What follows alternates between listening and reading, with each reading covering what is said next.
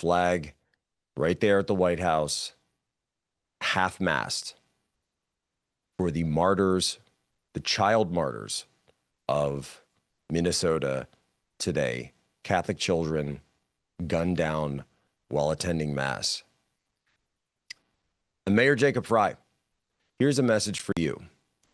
Do you seriously think we're going to let you just get away with mocking the families that are grieving while you are steps away from where children's bodies lie bloodied and still warm? Attacking prayer? It's very clear what side you're on, sir.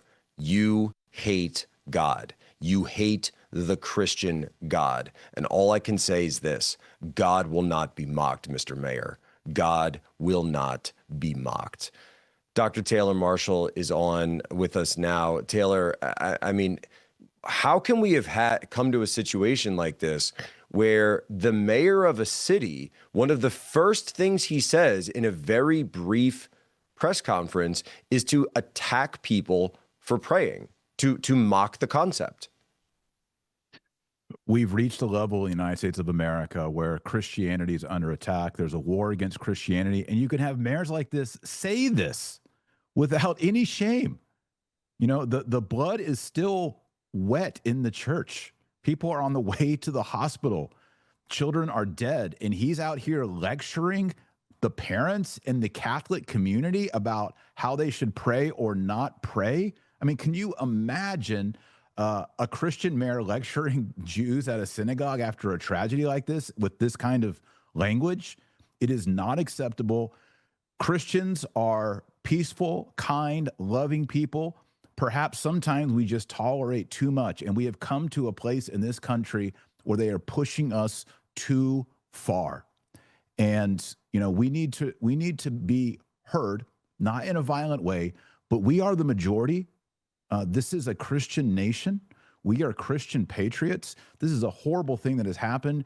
Those that lost their life today are martyrs of the Christian faith. You know, if someone kills you for no reason, you're not a martyr. But if they murder you, according to Christian teaching, because of hatred of Jesus Christ or hatred of Christianity, you are one of the martyrs of Jesus Christ. And that's the highest title that you can have in heaven. And so today we honor them and we grieve with their families and we grieve with those who are injured. And this is a direct attack on Christians, and it cannot be tolerated.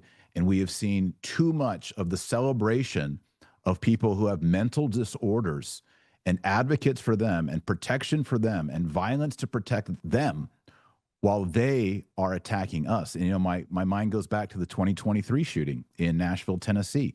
Same situation. That shooter, who was also a professed transgender, went in and killed kids, but targeted the pastor's child and killed the pastor's child.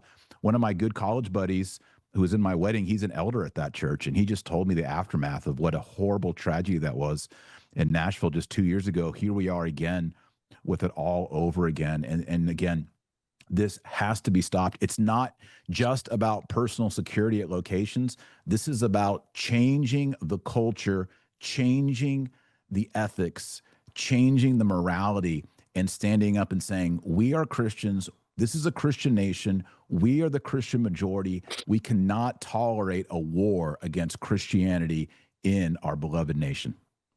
Well, and it's you know, the timing is horrific, but at the same time, you have this book that's coming out right now. It's all about this. I haven't finished it, but I have read a lot of it. It's a short book. It's a quick book.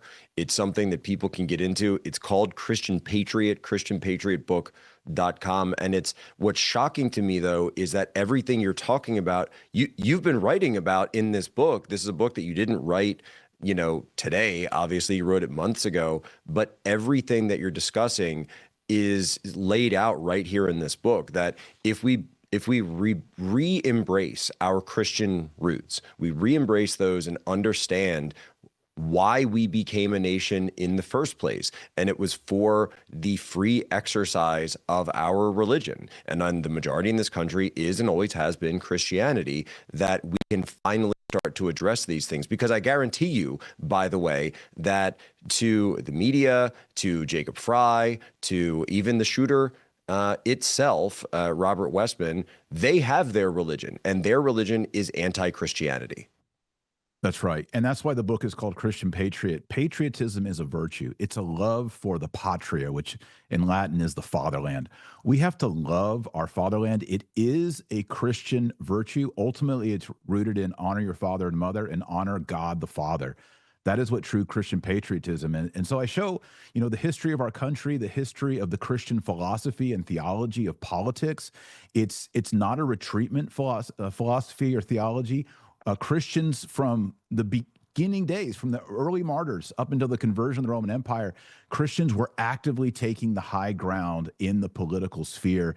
And unfortunately, for the last 3, 4, 5 decades, we have retreated from the public sphere. And so in this book, Christian Patriot, I address, people are seeing we are moving into a realm of degeneracy, OnlyFans, pornography, all kinds of deviant behavior and violence.